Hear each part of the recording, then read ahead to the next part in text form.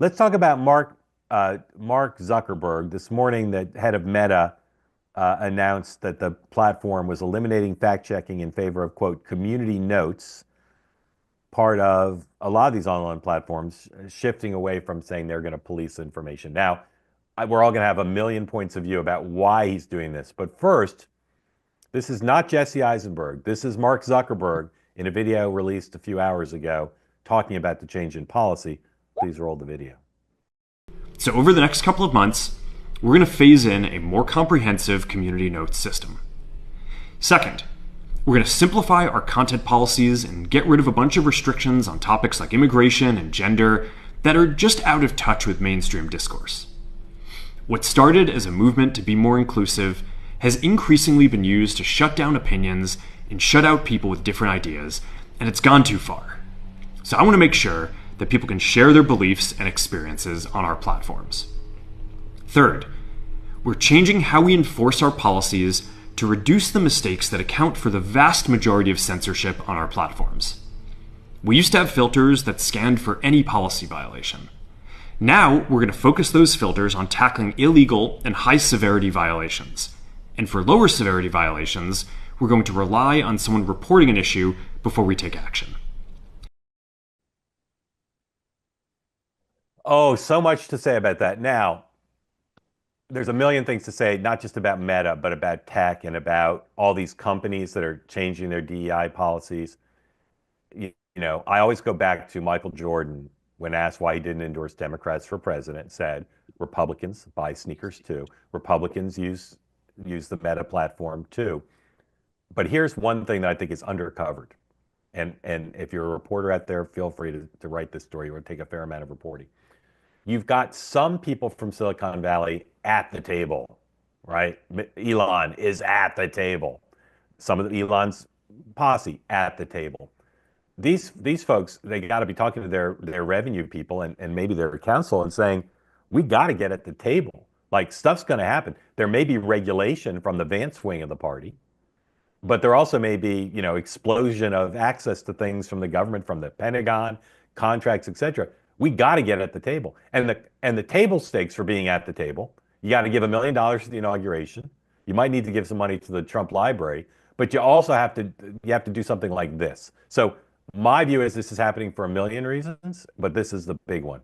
Dan.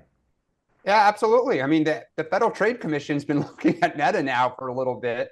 They've been looking at Amazon, right? You want the gun pointed at somebody else, not you. And look, in fairness to Meta, if you just look at the last 4 years, like the Hunter Biden laptop, some of the COVID stuff, where at the time people thought they were conspiracy theories, misinformation, like Russian sabotage, and then it turned out it wasn't the case. And I think anytime that you're trying to police free speech, it gets very dangerous. And so Meta is now getting, on the right side of this. A hat tip to Joel Kaplan, who just took over, who's been a longtime advocate internally on this front. And so I think, it's hard to say that you should still have a bunch of, people sitting around Silicon Valley determining what should and should not be said on its platform. Sean speaks about Meta. Sean.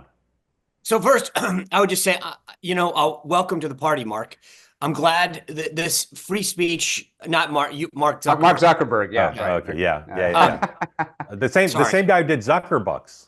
Yeah, I mean, look, I'm glad that he finally got on the bandwagon. I mean, you can't talk about free speech and then censor it all. I am a believer in welcoming the things that I hate. That's the beauty of the First Amendment. Is welcoming all voices. And this idea of censorship and fact checking. Fact checking was code on the left for silencing people on the right. That's how they got around it. Like, you got to be willing to deal with some language that you find uncomfortable, that you might even detest, if you want to support the First Amendment and the freedom of speech. So I welcome him coming late to the party. I don't think it's genuine, but I don't know that I care. If this is what gets him here, I'm fine with it. To your point, I think that's absolutely right. These are business decisions they're making. They are realizing that they have 4 years of Trump. The American people voted in large swath. This is not 2016, where there's a bunch of excuses why he's not legitimate and that they can be part of the resistance. They have 4 years where they have to worry about their bottom line. And so I'm excited for the next 4 years in terms of this. And I think you're absolutely right. I mean, this is a transactional relationship right now. This is about how do I make sure that the Trump team doesn't come after me or that I'm in their good graces, and that the more that they can do very publicly, whether it's through donations or videos like Zuckerberg just did, to show President Trump that I'm on the team, the better.